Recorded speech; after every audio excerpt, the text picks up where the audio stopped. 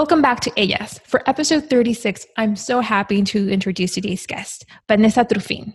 Vanessa is a Californian-born first-generation Guatemalan American. The self-made entrepreneur shares with us the struggles and triumphs she's faced by creating a life outside of the norm and visualizing what a successful life looked like to her. Together with her husband, Vanessa spent a year as a nomad, living and traveling through 18 countries in Europe. After returning to Arizona, she spent 8 months building a bridal boutique and opened the doors to Avancy Bridal in January of 2018. Along with her team, she has helped women feel confident, beautiful, and unique on their wedding day. With a passion and obsession with bridal, she has helped many couples celebrate their love with beautiful wedding gowns. Please welcome Vanessa Trufin. Hi, Vanessa. Hi, thank you so much for having me. I'm so excited to be here with you. Thank you. I'm really excited because this is the first time I'm interviewing a Latina entrepreneur focused on wedding bridal. And I'm just excited because this is a world that I myself am not knowledgeable in, but I'm so excited to learn how that passion and love started and how you were motivated to start your own business and just adapting and growing and just being an inspiration to our community. Thank you. Well, there's a lot in that question. So for me, I feel like in many ways I've been super blessed and lucky that I've had a passion for this industry forever. Like since I was very little, I loved weddings, and there was a common misconception that I was just obsessed with getting married, which wasn't the case, even though I am married. But it was just the idea of the weddings, the flowers, the dress, the love, the venue, the food, the dancing, and I would tell my mom when I was little, I want to be a wedding planner, or I want to do this, and she's like, mija, be a professional, be a doctor, be a lawyer, or go and become a dentist, which is what I wanted to do originally. And I never really thought, I would look into universities and see if I could major in wedding industry. I never thought I can go and major in business and eventually do something on my own. My mind never went there. So it was just a huge passion that I've had forever. And I went to Northern Arizona University. I live in Phoenix, Arizona. And I started off as a biochem major because I was going to be a dentist and I was going to go, to dental school. And 2 weeks into it, I was like, this is not for me. And I called my mom crying and I was like, Mom, I think I need to change my major. And it's so funny because I was like, I'm going to go to school and I'm going to, get my bio degree, whatever. And she's like, okay, well, what are you going to do? Yeah. And a friend of mine actually suggested that I look into advertising and public relations. And they said, you have a really great personality for that. I think it would be a good place for you to go.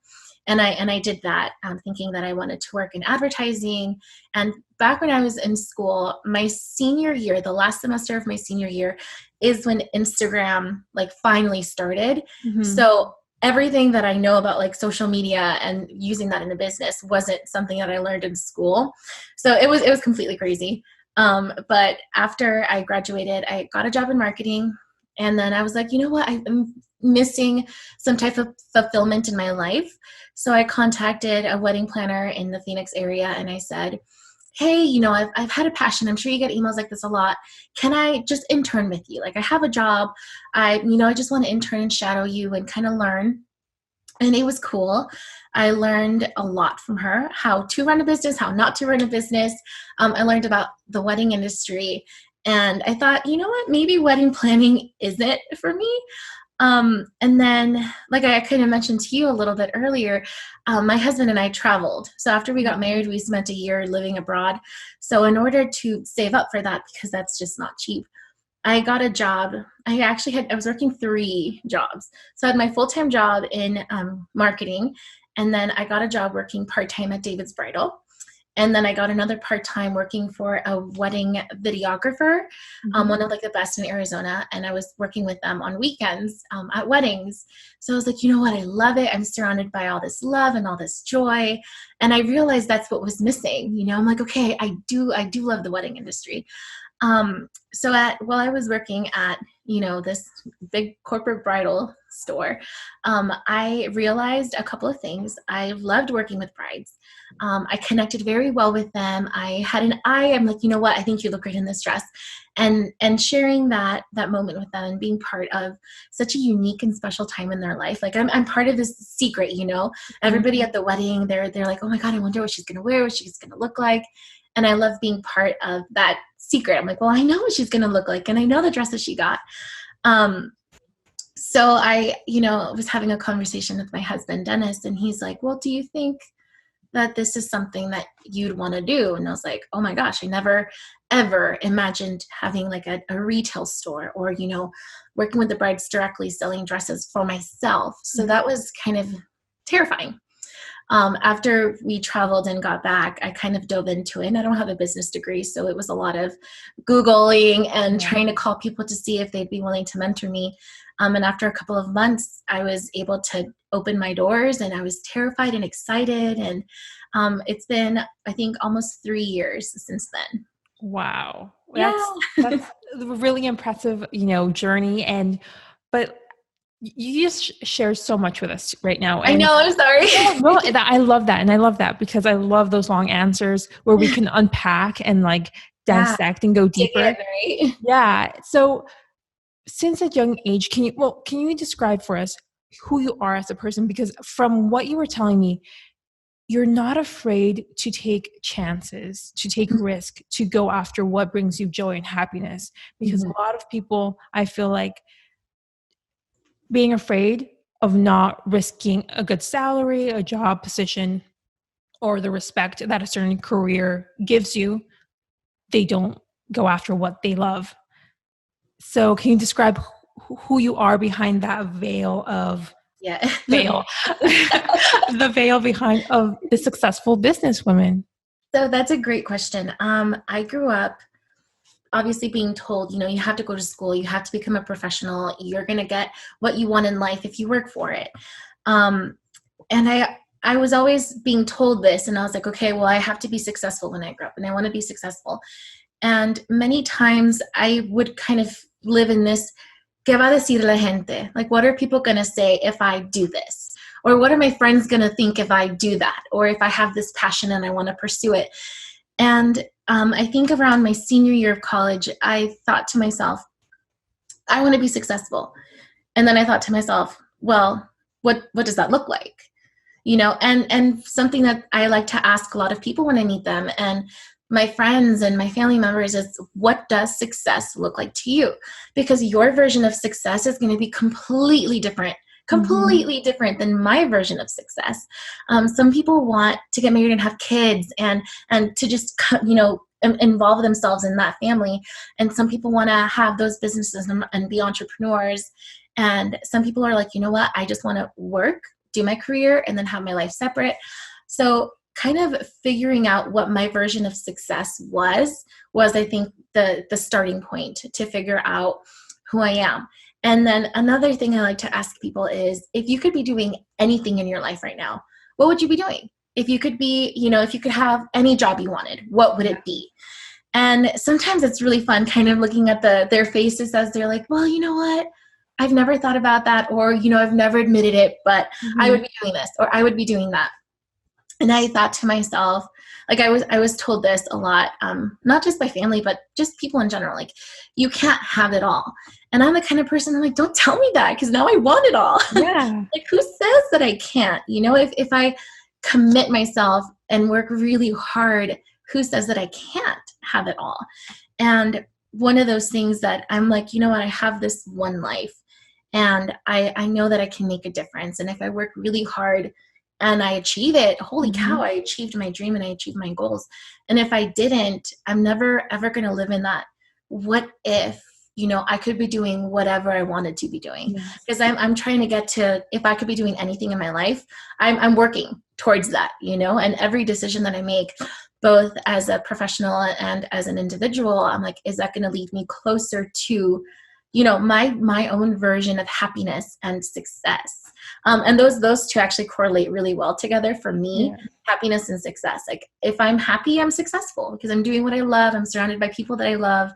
And that's something that I feel like gets lost on a lot of people, is that we just get in this rut, and they're like, well, we're not special. I'm not so-and-so, and, I don't have those privileges. And sometimes you just have to work past that and break through those barriers that even then we set for ourselves. Like I set so many barriers for myself that once I got rid of que va a pensar la gente and everybody's idea of success and kind of came up to my own person, it's not easy, and it's really hard, and it's really scary. But I think that's something that I strive for daily. And so let's go back to the last year of college, and let's compare and contrast. What was your definition of being successful and happy that last year? And as of now, as of June 2020, what is your definition? What is your vision of success? Because it has changed over the years. Oh my gosh, yeah. So I graduated college in 2012. So it's been a while. Well, this is 2020. So yeah, it's been a while. I was 21 back then. And my version of success, I had this two ideas of what success was like for me. I imagined myself this like big boss babe, like I thought I would either want to be working at a big advertising agency, like running commercials and doing creative work, or running some big, like I imagined, the Super Bowl and how people have to come together to put on this great event. And then there's just different tiers and different things that happen during the Super Bowl. I thought, how fun would it be to be an event planner and to work, for a big company like that. And then it kind of correlated because, the Super Bowl, you think commercials.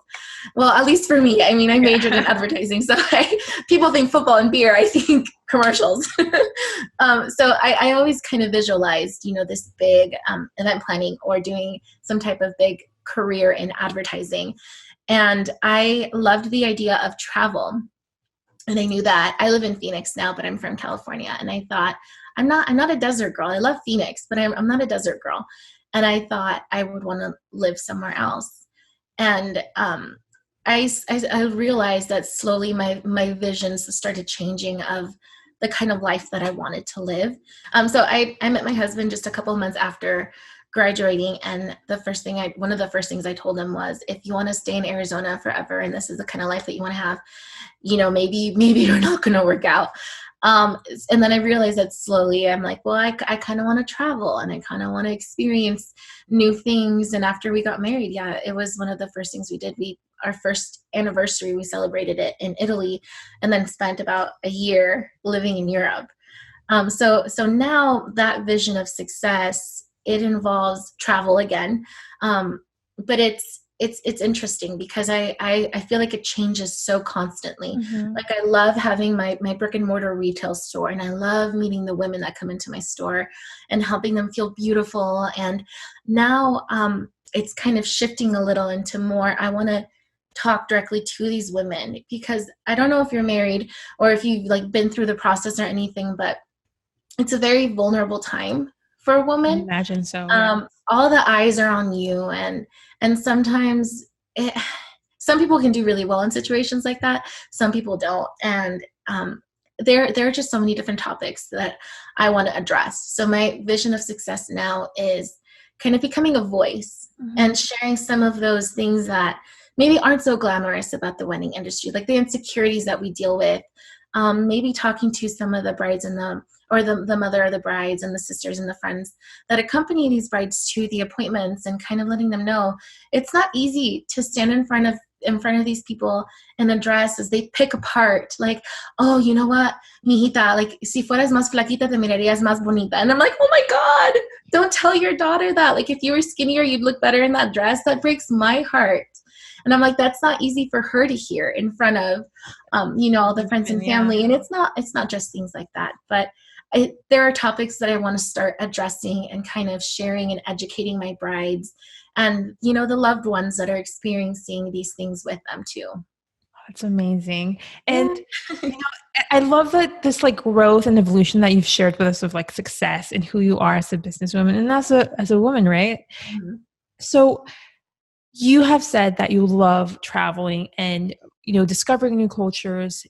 So that's something important in your life, and that is something that brings you joy. And ultimately, after that experience of living in Europe for a year, you started Avancy Bridal. So for our listeners who are interested in being part of this experience, and I guess once it's, you know, healthy, safe to travel, Yeah.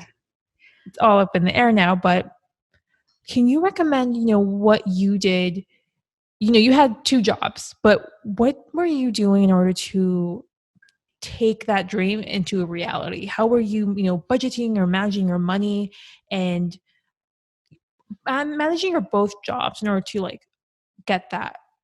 So I was actually working 3. 3 jobs. Okay. So it was interesting because in reality, for a whole year, I had no life. It was, we were working, and it was really, really hard because it was, you know, I was 24, 25, and my friends were going out and we're going to go wine tasting, or we're going to the movies, or let's go to the symphony, and saying no to a lot of things that I really wanted to do was very hard. So I worked full-time. I did casino marketing.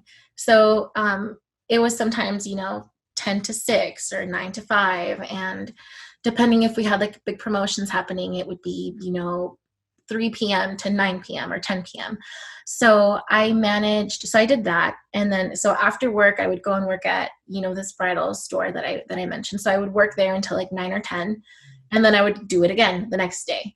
And then on the weekends is when I did the wedding videography. So I wasn't a videographer, but I was like a coordinator for them. Mm-hmm. And that was my Saturday. So sometimes I would, you know, work at the bridal store again on Sunday and just live my life in a constant, like, which job am I going to, like, constantly working and never spending any money. And there were things that, like, you know, my pan, like when I wanted to cook food, it was really wobbly and it wasn't sitting on the stove right. And I remember thinking, man, I just want to go to Target and just dish out the $30 or whatever it costs to buy a new one. But I'm like, no, you know, these $30 can get me something when I'm traveling. Yeah.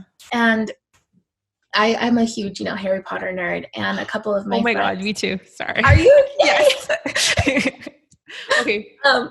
What house? Gryffindor. Ravenclaw. Okay. I'm a Ravenclaw. Love them. And it's funny because I'm like, if I went to Gryffindor, I would probably be a Slytherin because they're very ambitious and they're like proud people. But it's just funny. But bro, I could talk about that forever. Me too. But like one of the examples of the sacrifices was there was this. They were doing like this Halloween not Gryffindor, sorry. Now I have Gryffindor on my Harry Potter symphony event on Halloween here in Phoenix. And I love the symphony. And my friends are going, and I'm like, oh, the tickets are like $60.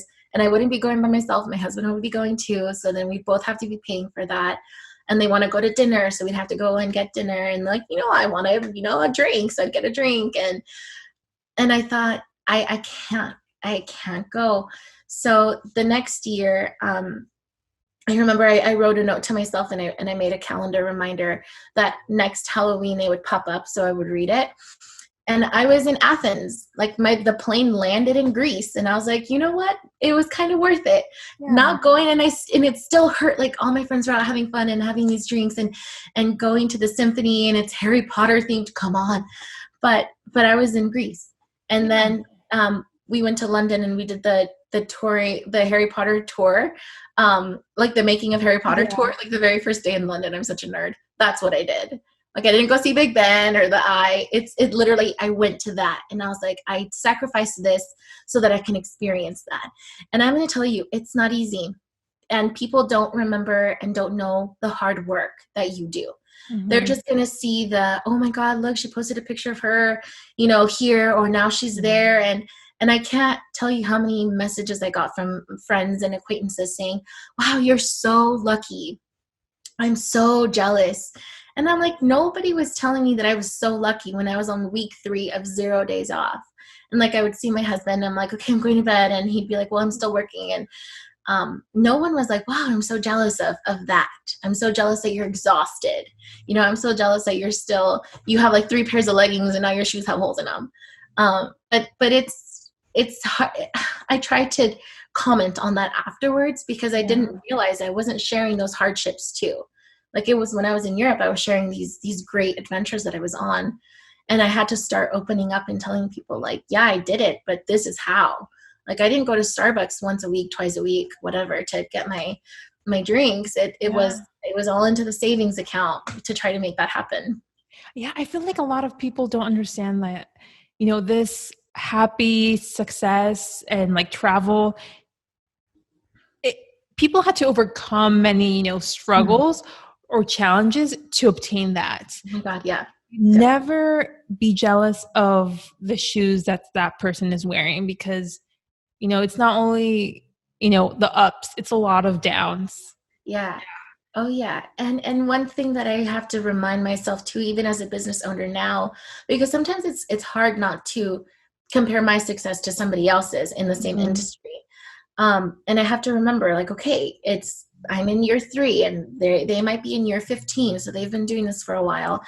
And I found this photo once that I shared with my husband, because he has his own business too. It's like when you on a fruit tree, right? You can plant and grow this fruit tree, and the very last thing that grows is the fruit. So it's like you may want to benefit from all this work that you're doing to grow this tree, but the very last thing you're going to get is the fruit. So I had to remember that when I'm like growing my business. I'm like, oh my God, I'm working so many hours. And I thought, I'd have this freedom and it'd be glamorous. And I can tell you now, there were so many times in my first and second year that I thought to myself, like, what in the world did I get myself into? What am I thinking? What was I doing? But it got easier. Maybe it didn't get easier. Maybe I just got used to the work and to the troubling issues that we had sometimes. But it gets easier, I hope. I feel like, correct me if I'm wrong, but after having 3 jobs and basically working 24/7, budgeting, managing, sacrificing those experiences with your friends and with yourself and your husband to obtain this dream of traveling and living in Europe for a year, you come back and you decide to start opening Avancy Bridal. So I imagine did you take those same lessons in terms of working, and in order to get this investment money to start, opening your business? Did you take those same lessons that you lived through? How was that, the first, I guess, months of building Avancy? That is a great question. It was nothing. I've never experienced anything like that. So I told myself I would live in this fear of, if I got out and like had a job while I was trying to build up Avancy, I'd get comfortable and I would let the fear overcome me of, who are you to open up a business? Like, what do you know about, bridal fashion? And like, what makes me so special to be able to have my own business and live this kind of lifestyle, that I focused solely on that. I mean, I did teach, I would teach English online to some students. So I did that the entire time while I was building up the business.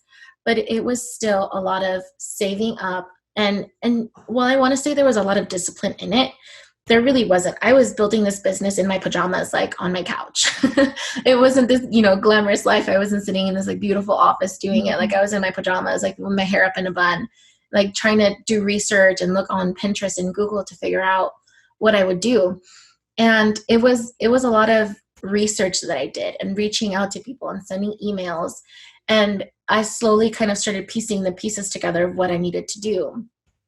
And, finding those designers and figuring out the need for certain styles and fashion trends in my city and in the state was pretty fun. So I would, stalk photographers and videographers and look at the trends of what the people were wearing, or the brides were wearing, and looking at designers. And like brides, I bought the bridal magazines. I took to Pinterest to figure out what the trends were and what people were looking at. And I got very lucky too, because one of the designers that I connected with, she took a liking to me, and she said, you know what, there's somebody that I want to connect you with. And I knew who this was, because it's, she's a bridal store owner here in Arizona. She's maybe like a 40-minute drive from my store. And she says, I want you to go and meet her. And I was like, oh my God, my palms are sweaty. I'm nervous. I'm like, she's a legend. She's been in Arizona forever. And here's this like 27-year-old girl who's about to go talk to her. And I did. And we connected and she's like, you're genuine. I know that I want to help you. And she did. And she connected me with a lot of her resources. And that's something that I was really afraid. I was afraid to ask for help.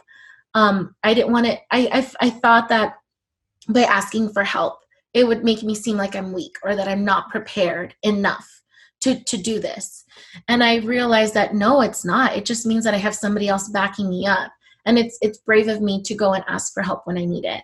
And she was a very big help. And we, I've been in business now for almost 3 years, and she's still, I text her all the time. We refer brides to each other all the time. If I don't have what she needs, she's, I send it to her and vice versa. And we see each other at least 2 or 3 times a year, sometimes more if we can manage it. And that's one of the things that I think helped me a lot.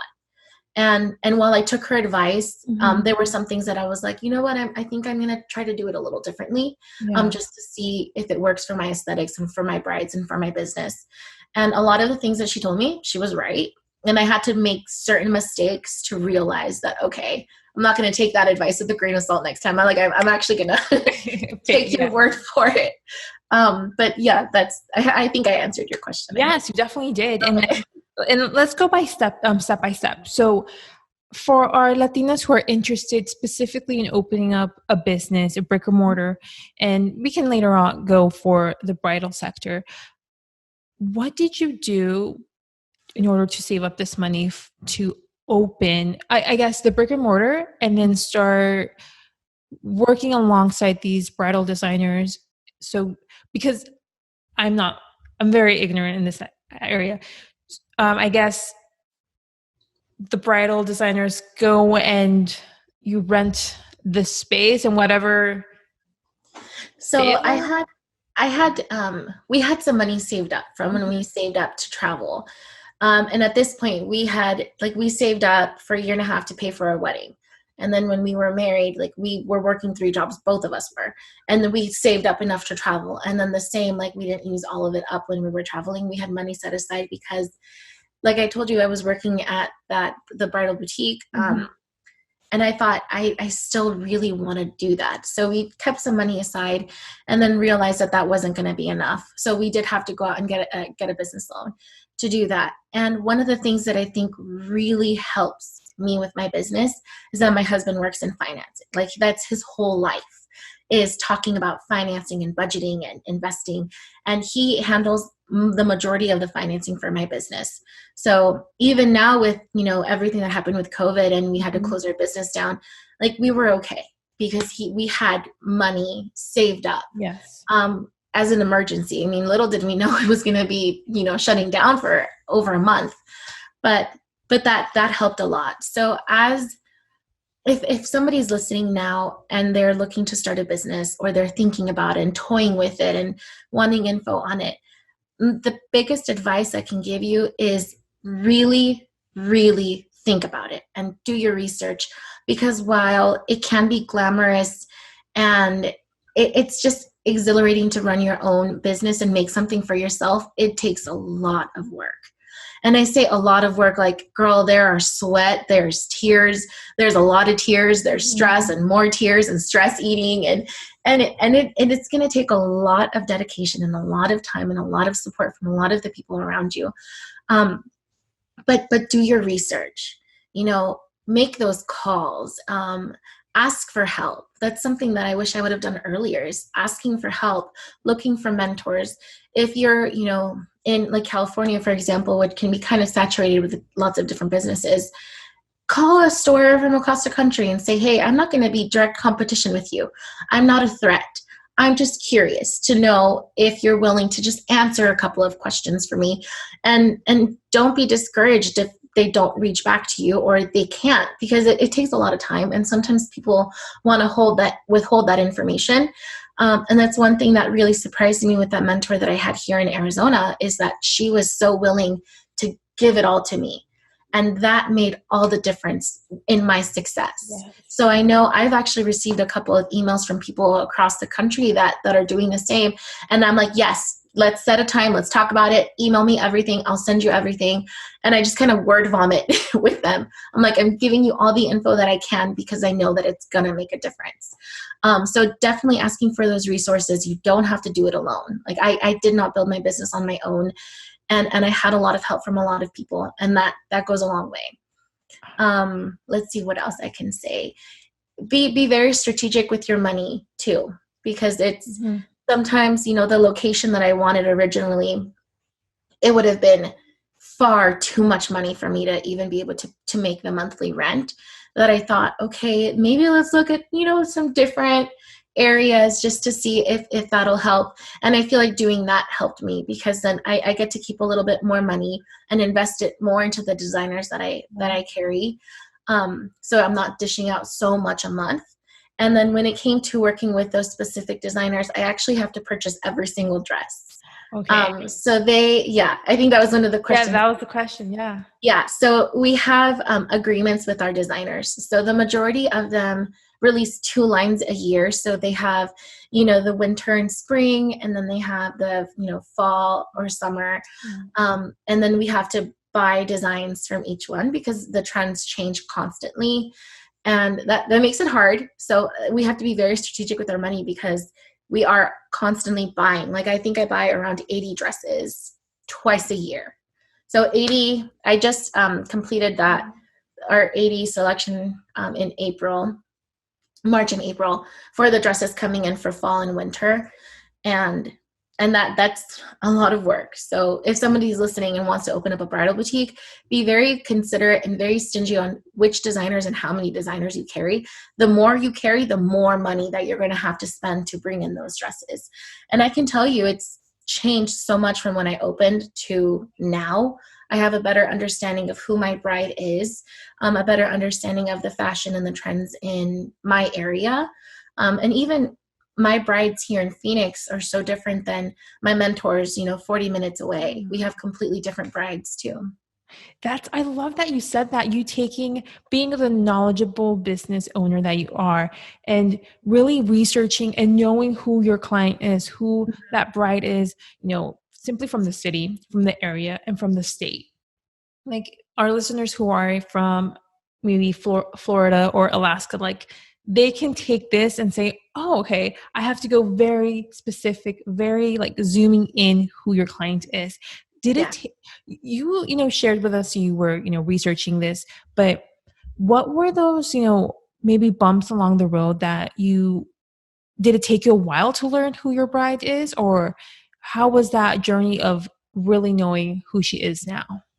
That is a great question too. So I, like I told you, I majored in advertising and public relations. So one of the things that we really had to think about, when we were coming up with like an advertising campaign in school, for example, you had to select your target market. Who is my bride? What obviously she's, a bride. What's her age? Is she between like 20 and 35 or 20 and 40? What are her interests? What does she value? Does she want, high-end fashion, or is she a little more on the sweet spot, not super high-end budget? Does she want to have a great boutique experience? And then what kind of atmosphere is she looking for? So I came up with, first of all, before I even did that, of how I wanted my business to be and who I wanted my business to be. That sounds really weird, but I can tell you, Avancy has a personality. And it's my personality, which was kind of unintentional, but she has a personality. She's very fun and she's flirty and we're edgy and we're with the times, we're vocal about the things that we care about. We're vocal about you wanting to come in with the people you care about and having a great and positive experience. I created a space that encompasses friendliness, and you can come in and you feel comfortable being yourself and making those jokes and having, dance parties just to be sure that you can actually dance in this dress, and I didn't want a place that was like a very high-end boutique where you felt a little stuffy or like you couldn't touch or really be yourself. So that's the biggest compliment I can get when people walk into my store. They comment on the decoration, they comment on the atmosphere, because it's very different and it's very unique than your traditional bridal boutique, at least here in Arizona. And I love those compliments because I worked so hard to bring those features together. Mm-hmm. So after I created, personality of what I wanted my business to be like, I worked on that bride. So all the messaging and the writing and the photos that we share, I'm looking for my specific girl, and I'm targeting her. I'm like, this is you. Like, let's pretend, her name is Nancy, which is my first name. Let's say that Nancy is my ideal, my dream girl. Everything that I share, and like, we have TikTok, like all the TikToks and stuff that we make. Like, I want Nancy to be like, yes, Avancy, I want to go there. This morning, so we're recording this on a Saturday. I had a bride this morning, and her friend said, like, girl, you called it. And I was like, what do you mean? She was talking to the bride, and she says, yeah, she said that she was going to find her dress here. She only made one appointment, and it was to your store. And she was like committed. She had a feeling that she was going to find her dress there. And I that is the biggest compliment I can get, even if she didn't buy her dress for me, and she did, but it was such a compliment to know that my hard work and the efforts that I'm putting into showing off the personality of my business and drawing in my ideal client is working. So that's something that you definitely have to do a lot of research on, and it's going to take a time. It's going to take time and quite a while to nitpick and figure out who your ideal client is. But then remember that everything that you do, you're doing it for her. Every message is for her. How is Nancy going to react to this? What is she going to think about me if I post that? Is Nancy going to like this dress? Mm-hmm. Well, if she doesn't, will her mom like it? And every little detail of her experience is completely planned out, from the moment she walks through the door to when she puts on her first dress to the second that she, signs and walks out the door. Like, everything is a process. So that's something that is very important in a business owner. And I feel like you said earlier that, one of your goals for this year or in the future is to really talk about these uncomfortable moments that family members cause their bride. And you just creating the space of being making the Avancy Bridal comfortable. It's like, I can see you putting in the work for like 3 years before, like, and you're like continuing to do that. That is really, I'm so happy that you're furthering your work. And yeah, for, our listeners who are, I want to, so it's 3 years. It's a startup business still. Mm-hmm. And what have been those lessons? Because I know that you mentioned in your 3 jobs, you noticed how not to run a business and how to run a business. You have your mentor who has given you so much advice, but you as a business owner, what have been those, I guess, top lessons that you've learned throughout these 3 years that have really changed and shifted and strengthened your passion to further on this Avancy? And also the success, because you mentioned one of bride saying, I did my appointment here and I got my dress here. What are those highlights and wins?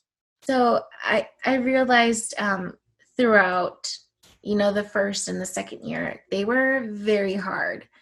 I have 2 sisters, and one of my sisters was studying abroad, and the other sister kind of offered, what, I'll help you if you need help. And I took her up on that offer, and I think she was like, wait, you actually need it? So she worked for me for a year, like no payment, nothing. And then she grew with me and realized how hard it was. So many times I asked myself, like, why did I do this? Why did I get into this? Because I'm not bringing home any money. I'm working so many hours, like 7 days a week. I have no days off. Why did I do this?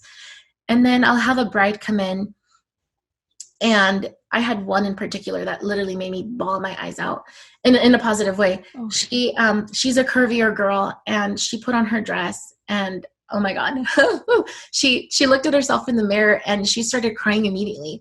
And she says, she looked at me because she was my bride, and she says, I've never felt more beautiful in my life. And I was like, girl, oh my God, I'm gonna cry. And I'm like, that was my why. When I was questioning, why did I do this? it was that.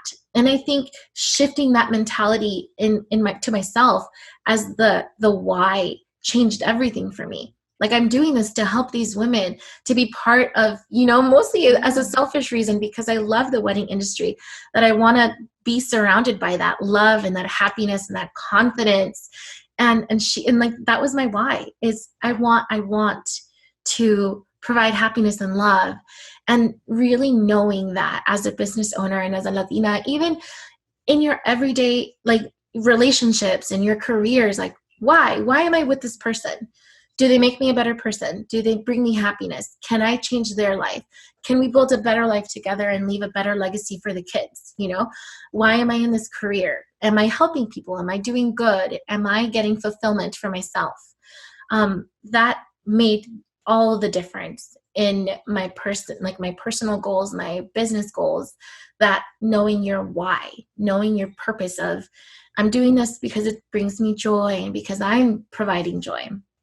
And that bride, anytime I have a bride that maybe is less than pleasant, or I'm just exhausted and I'm tired and I've been working for hours, I'll think back to her, and she doesn't know that she changed my life, basically. But I'll think back to that moment when she was crying and she looks at me and she goes, I've never felt more beautiful in my life. Like, damn, I look good. And I was like, oh, you do. Like, I'm glad that you can see that beauty in yourself too. I love that. I loved it.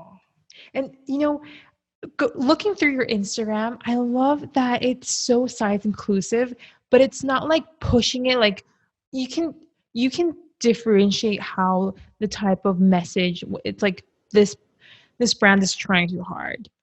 Or when the brand is like, no, this is part of their DNA. This is part of their mission. And when I'm going through your Instagram, that's part of your DNA. That's, it's like size inclusivity in the bridal industry. I think I feel it's also hard, like in the fashion industry, and you providing these beautiful dresses to plus size women is so natural. And I feel like it's not, just to get more business in the end of the day. It's right. Like you said, to make them feel beautiful. Yeah.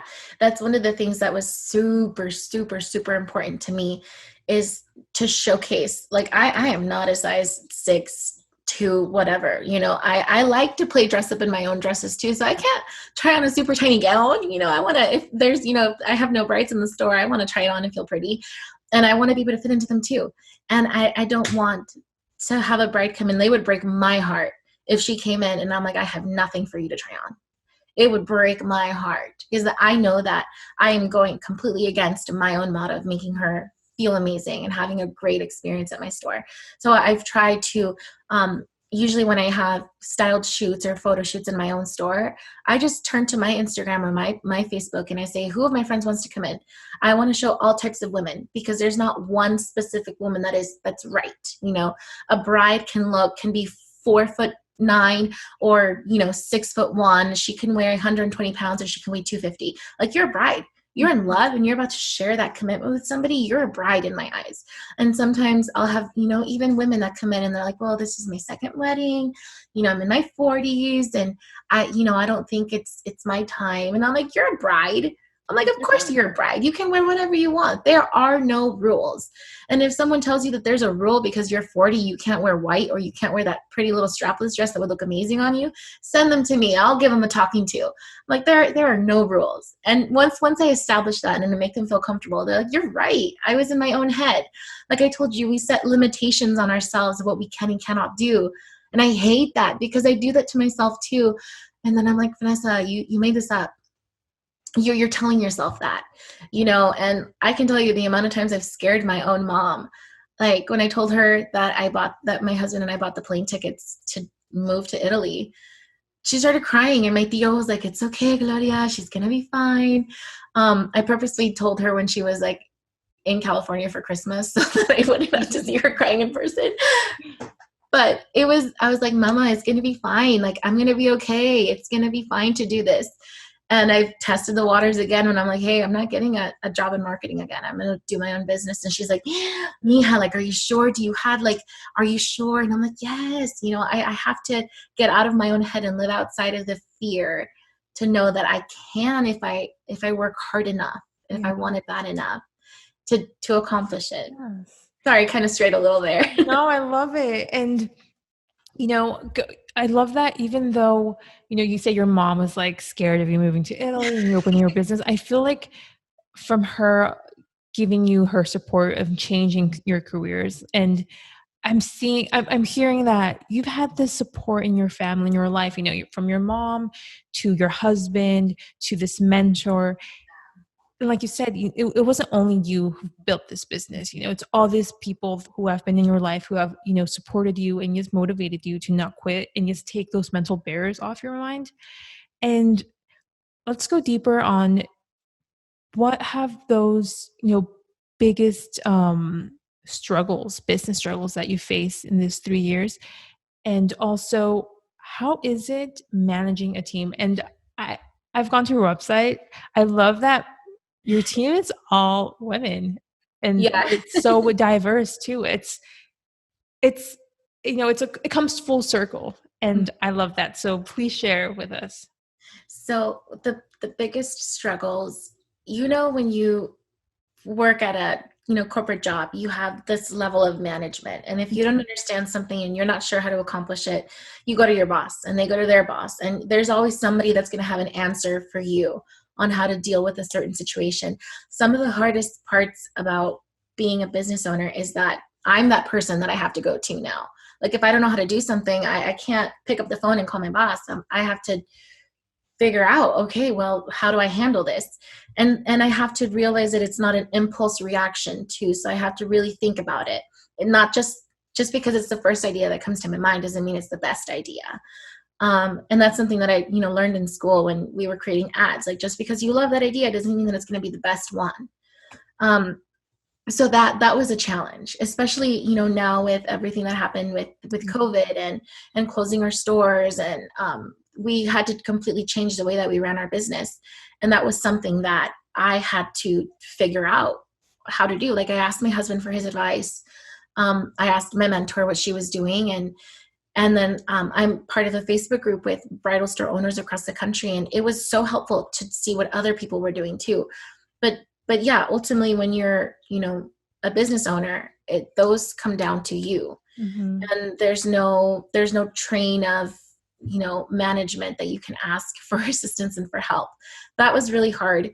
And then I also realized that no one's going to love your business the way that you do. Like I built this, she's my baby, and people can love her and can be committed to her, but no one's going to be as dedicated as I am. So I worked a lot of really long hours, and I was working super, super hard, and everything that we made had to go back into the business. Mm-hmm. I had to buy dresses again. I had to pay for rent. I had to pay for advertising. So that was really hard too, because at the same time, my husband was building up his business. So we were back to those penny pinching, super budgeting, like living on a really tight budget. And that was not easy for me at all. Like I was, in my mid to late 20s at this point, and my friends are out doing fun things. And my two best friends, they take a trip together every year. And I've never been able to go because I was saving up for the wedding. I was saving up to travel. I was saving up for the business, and I've never been able to go. And that's always super hard for me. And there are sacrifices that you have to make, and they're not fun, and you can throw tantrums and I can stomp my feet and cry and scream into my pillow, but I have to get up the next day and overcome that. As far as managing a team, that I struggle with that. And it's interesting because I want to make sure that they're in an environment that's positive and happy. But at the same time, like I have to be a little strict and make sure that we're accomplishing and meeting these goals. And that's where I think that having my husband help me out is great, because he managed people like a lot, in his career. So he can have those conversations with some of our employees that sometimes can be a little harder to have. But for the most part, I try to provide incentives and make it fun, because the motto and tackling for Avancy Bridal is experience the fun in finding your forever dress. If my stylists aren't happy and they're not having fun at their job, the brides aren't going to be having fun. So I have to make sure that we have an environment that's positive and that's happy. And I'll share, hey, so-and-so left you a review. I'm so proud of you. I'm so happy that you were there and gave her a great experience. And I love, we threw a Christmas party for them, and it's like fun little things. I just got two of my employees that, hey, thank you just for working for me present, because we, lost half of our team with COVID because they can't come back to work, or they have to stay home with the kids, or, have high risk health, and they just can't return. So I've been managing, it's been me and another employee, and we just had another one join us back. And I know that it's a lot of work, and I know that they're seeing a lot of brides. So I just want to, even if it's a small self-care package, I know that it makes a difference. Like I want them to know that I'm acknowledging their health and their experience and their commitment to our brides and Avancy. So let's go into that, because, the bridal, Avancy's, and like many other bridal shops, it's very much about being close to the bride and, helping her put on that dress and a lot of, fittings. So obviously, like so many other businesses, I imagine, yes. And like you said, Avancy was affected by the pandemic. You had to close down. You had that money saved thanks to, your husband's help of like managing and budgeting and having that. And you had to, let go people from your team as well, like you said. Well, yeah. So how has Avancy, it's been 3 months. How has Avancy been going through this for the last 3 months? Avancy and myself, we've handled it differently. It was hard. Like I told you, I couldn't ask for advice and help from my boss because it was me, and I had to figure out, do we stay open? Do we close? Like, our stores around me closing? What are we doing? We had to make big changes to the way that we run our appointments. So my store, it's pretty small. We can see 3 brides at a time, right? So we knocked that down to 1 bride at a time. And then we knocked it down from, you can bring 4 to 5 guests to, you can only bring 2. And then we knocked it down to, you have to wear a mask. And it's just troubling, because when you're looking for a wedding dress, this is an emotional time. It's an emotional experience. You're not like, okay, I'm buying a car and it meets all my checklists. It's safety, it's blah, blah, blah. It's about how I feel in this dress. Am I going to get married in it? Am I going to become a wife in this dress? So it's all emotion driven. And it's really hard when you don't know how to feel about the pandemic going on. And you're concerned about your family, and you're concerned about yourself, and you're concerned about, is my wedding going to be canceled? So it's been a lot. I realize I play many different hats and many different roles within the business, but so we usually would be in the fitting room helping them in and out of the dresses completely and having conversations with them. And that was our time to really establish a connection. Like, I just met you, but I want to know everything about your wedding. I want to know about your love. I want to know about how you want to feel and how you want to look. It's the most important dress you're ever going to wear, and you're not going to look back on like the picnic you went to and look at your dress there. Like, you're going to look back at your wedding and remember how you felt and remember how you looked. And it's harder because now we miss out on that opportunity to connect with our brides in the fitting room. We'll still help them and button them and clip them and talk to them about, the fashion and how they're feeling and stuff. But it's been a change too, because now while we're not in the fitting room with them, we're outside with their friends and their families. So we can still get to know them and connect with the people that they've brought with them, the people that are closest to them. So that's been a change. And I realized a lot of people were on social media, when everything was closed down. So while we're usually really good about posting on Instagram, I realized that I myself took a toll. Like, I hadn't had a time where I was at home for so many days after even starting my business. It was weird to me. I didn't know if I should still be working. Should I still be like putting stuff out there? Should I still go to my store? Should I stay home and read more? Do I watch Netflix? So it was kind of challenging personally for me too. I felt like I kind of slipped a little. Mm-hmm. Like I took it so personal that I was like, I didn't have the motivation to continue posting and continue sharing and making sure that my business was still out there. And I feel like I should have done a better job of that.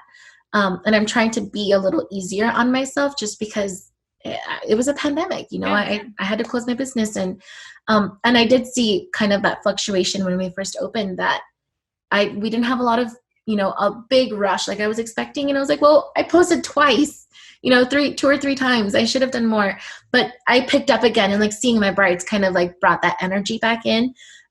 So it's much better now, but still it was just kind of I took it personally. A lot of my brides had to cancel their weddings in March and in April, and they're rescheduling them. So I'm like mourning the loss of their wedding with them too. Yeah. So I'm like, okay, be easier on yourself, Vanessa.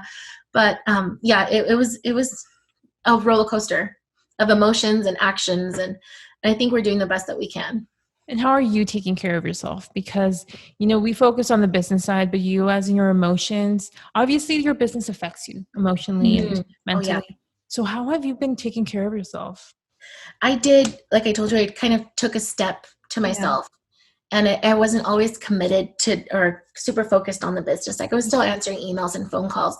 But I did take kind of like a little mini vacation on my own, while still, being worried about everything that was going on. I did do some self-care. I'm like, okay, I never sleep in, so I'm going to try that. I got back into crafting. I have like a cute little wall piano that I printed music for, and I was like, okay, well, let's start playing the piano again. Played with my dog, got to connect and spend more time with my husband. And I feel like that was just kind of a refresher. And then there is this coach that I've been working with, that I was working with. She's based here in Phoenix, and she's a Latina business coach. And we started right before we had to close our business, but we would talk once a week. And that helped so much, because I'm like, okay, this is going to be over. I'm going to come out of this, where I still have big goals and big dreams that were put on hold. And having those calls and talking to like-minded individuals that were encouraging me and still kind of helping me build up and saying, hey, you have so many ideas, don't stop now, really helped.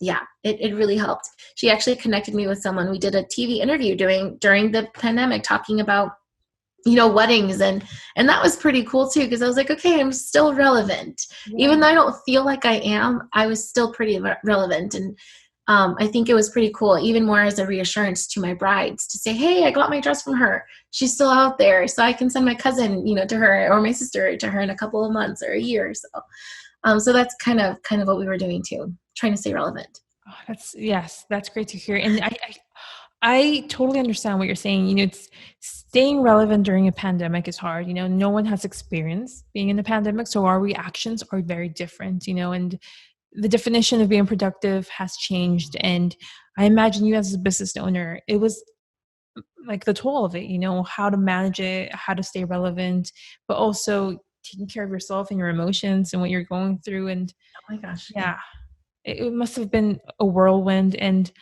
But I'm happy that you have adapted. Your business has adapted. You've changed in order how to, receive your brides and their family members. So they can, get their wedding dress. Because so I saw a lot of brides canceling, and then suddenly a lot of, brides having their weddings, a pandemic wedding. It was just, their husbands and themselves. And that was nice. And I feel like there's still, people are still getting married. Yeah. Love is strong and powerful, and, there's hope, obviously. Yes. And I loved seeing that. While it hurt to see, this big event, it's not just a wedding, it's not just a party, it's like you're celebrating love, and you're coming together with all those people that are so important to you to share in this big moment. And then suddenly you're told, hey, it's supposed to happen next weekend, but now it can't.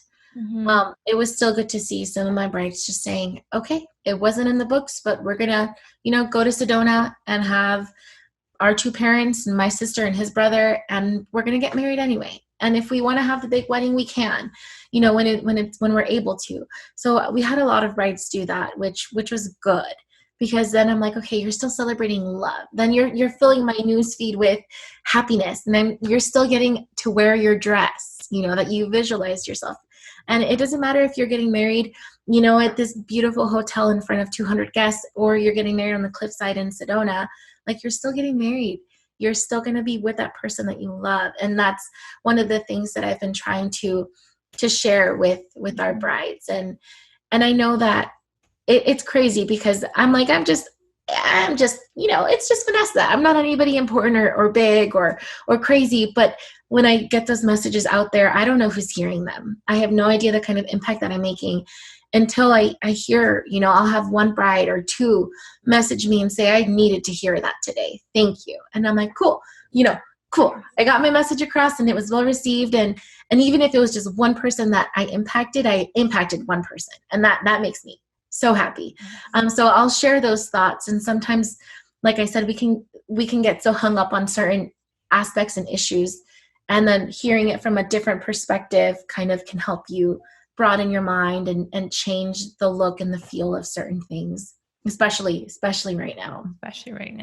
Yeah. And, you mentioned earlier in our conversation that you have these goals and new ways to connect with your bride and new ways to also have their family members understand the state that they're in. So, and in AS, I'm a big believer, like I love to invite my guests to speak what they envision and so it can become a reality. So where do you see Avancy go in the next 5 years? And where do you see yourself in the next 5 years? That's a great question. I love that question. It's interesting because I feel like my answer changes so much. I told you, I mentioned I was working with that Latina business coach. That's literally, her name is Latina Business Coach. I would recommend you look her up. She's fantastic. And I decided I want to use my platform and my voice to become like my own little persona in the wedding industry. I feel like we're overdue for this like Latina presence in the wedding industry, and it's so fun when I have, Hispanics coming in and I'm like, oh yeah, no, hablo español. Let's talk. Like, let's do it. Let's communicate. Yes. Let's bond and build this positive experience. And I want to start talking about just educating and talking about issues that I see and like positive things that I see. And I dream so big. And sometimes it's great. And sometimes I'm like, okay, Vanessa, be realistic here. But the cool thing is that I think my husband also dreams big with me. So we have this like, well, what if we blah, blah, blah, blah, blah. And what if we blah, blah, blah, blah, blah. So I think we've done a good job with Avancy so far. And we have some brides that literally come out of state because my shop is cute, because they love everything we do and they want to come and shop with us. And that's a huge compliment for me. I'm like, girl, you can find these dresses, elsewhere. But the fact that you're choosing to travel to come and work with us and buy your dress from me is, it's amazing. So I want to continue building on that momentum. And I think eventually I feel like in my mind, it sounds so selfish to say this, but I want to grow, as this Latina voice in the wedding industry. And through that, encourage people to come and either shop with Avancy or just feel more secure in who they are and finding their voice as a bride and as a woman too, because you can apply these things to so many aspects of your life. And I want to maybe get to a point where, we transition and move Avancy once our lease is over. I want to move into a bigger space, and I have so many big ideas and big goals of how I want my store to look and how to feel. And it's just an experience, and I want to continue building on that and making that grow. So that's my goal for the business. And I'd still love to, I told you that I'd love to travel. So I'd love to be able to talk about weddings and traditions and styles and specific, cultural aspects of weddings from across the world. I think it'd be so fantastic. I'm Guatemalan, but we don't have a lot of Guatemalan weddings. Like, to be honest with you, I was the first one in my family to get married, and then my cousin got married, and it's a mixture of the cultures, because my husband's Romanian. So it's kind of a mix of like the Romanians meeting Hispanics, and it's super different, I can tell you that much. But I'd love to, like when I was in Italy, I had this idea of like, wouldn't it be so cool to go to a wedding venue there and just do a tour?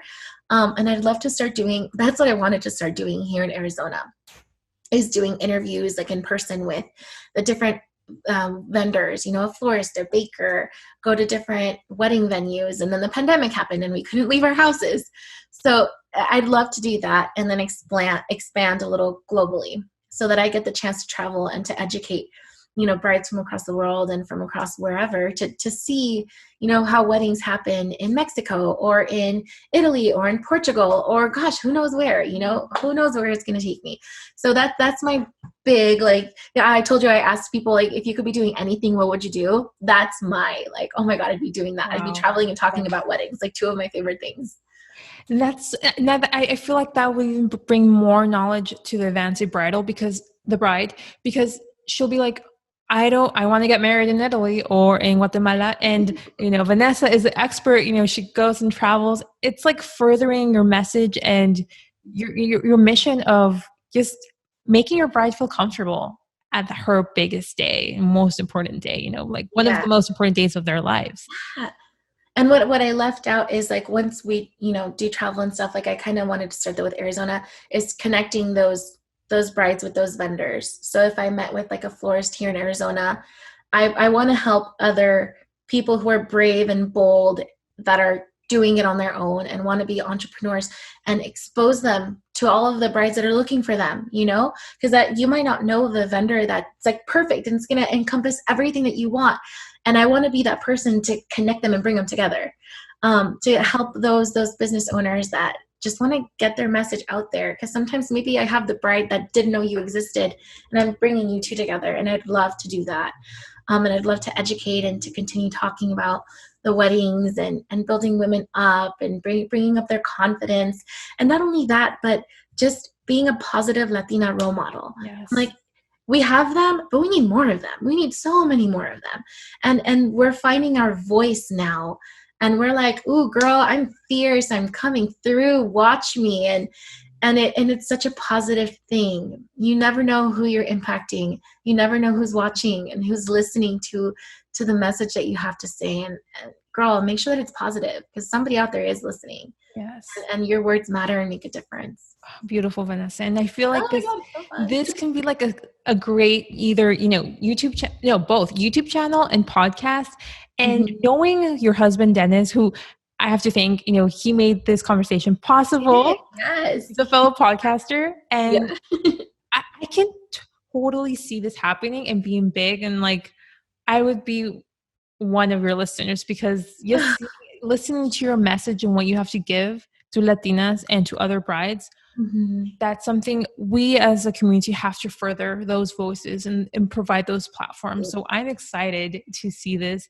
And in 5 years, you said that things change, but I'm excited to see where this goes and it becomes to be. So yay, thank you. Oh, that means so much. I'm blushing over here, all giddy.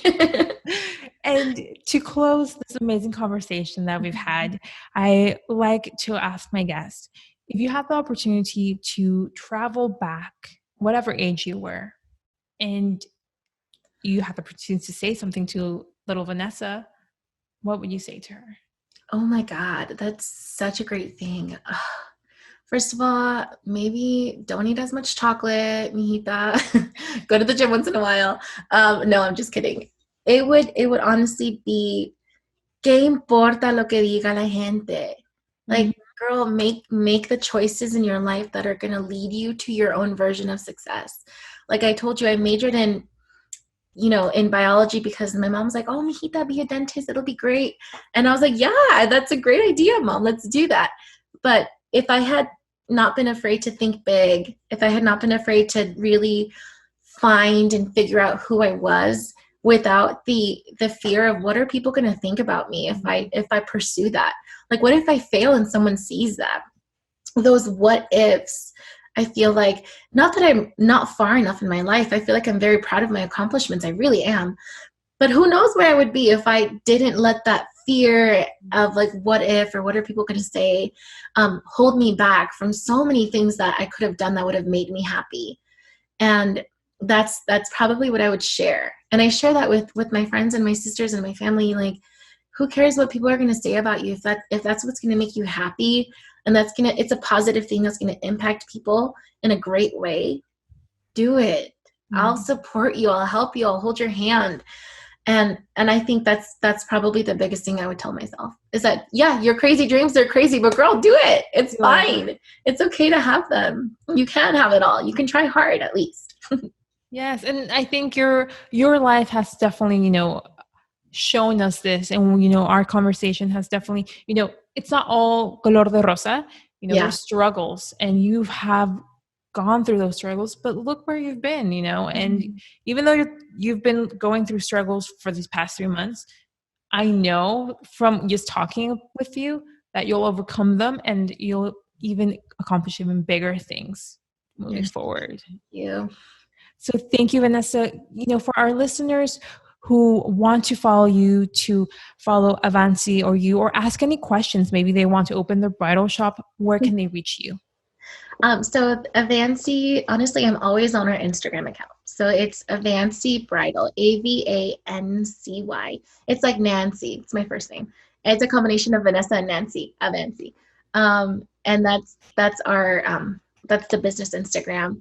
I answered so many questions from that. And then, like I told you, is kind of starting to vocalize my own opinions in the bridal industry. That Instagram account is just Vanessa.Trufin, Truf as in Frank, IN. I've been a little silent on there just because I've been focusing on building up Avancy again after being closed for so long. But after this, like, I feel so motivated, to try to and start vocalizing those ideas again. So you can find us there. And yeah, if they find us on Instagram, shoot me a message, say, hey, this is how I found you, let's talk, and I'd be happy to answer any questions. Well, you heard it here. Follow, message Vanessa, and just if you're gonna get married, I highly recommend even going to Avancy Bridal, because I'm not with someone right now, but I'm like, when I do, I love those dresses that you have. So I'm like, yes, please support our Latina. Come visit us. Yes. You don't even have to be married. Come and take pictures and play dress up. Yes, and talk about Harry Potter and Hogwarts. Yes. So thank you for listening, and thank you, Vanessa, for being here and sharing your journey. Thank you. And I'm so excited that, we've had this conversation. I hope if you're a fellow business owner or you're thinking of opening up your own bridal shop, don't hesitate. Don't let that fear, stop you. Do it. Vanessa has been a great example of accomplishing those goals and dreams. And look where she is. So I hope you found this inspiration in this conversation. And you can follow Ellas at Instagram. That is ELLAS, the podcast. Or email me if you want to be a guest here at ellasthepodcast@gmail.com. You can also follow me if you like at BREN_JAI. Thank you again for listening to this episode. And thank you, Vanessa, again. Thank you. You can listen to a new episode or see a new episode in 2 weeks. Adios.